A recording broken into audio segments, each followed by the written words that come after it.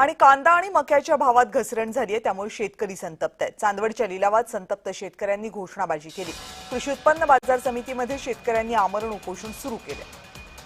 कांद्याला 3,000 रुपये हमी भाव द्यावा, मक्याचा हमी भाव खरेदी केंद्राची मर्यादा वाढवावी, कवडीमोल भावामध्ये विक्री झालेल्या कांद्याला प्रति क्विंटल 1,500 रुपयांचा भाव द्यावा, यासह विविध मागण्यांकडे आंदोलक शेतकऱ्यांनी लक्ष वेधले.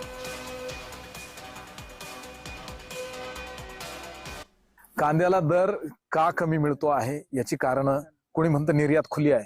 निर्यात करणारे जे देश होते आपले, त्या देशांकडे स्वतःची व्यवस्था उभी राहिली आहे आणि ते देश आता आपल्याकडनं घेईनासे झाले, त्या प्रमाणात घेईनासे झाले. त्यामुळं तुमच्या कांद्याच्या दरसोडी वृत्तीमुळं, कांद्याच्या निर्यातीच्या दरसोडी वृत्तीमुळं कांद्याचे दर कोसळलेले आहे. सध्या लाल कांद्याचे भाव बघता अतिशय दर प्रचंड प्रमाणात कोसळलेले आहे आणि हे कोसळलेल्या दरांमुळे आज शेतकरी अतिशय हवालदिल झालेले आहे.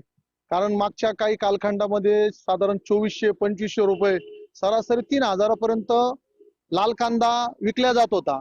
परंतु एवढ्या 10 ते 15 दिवसाच्या कालखंडामध्ये अतिशय भाव धडाडीने कोसळलेले आहे.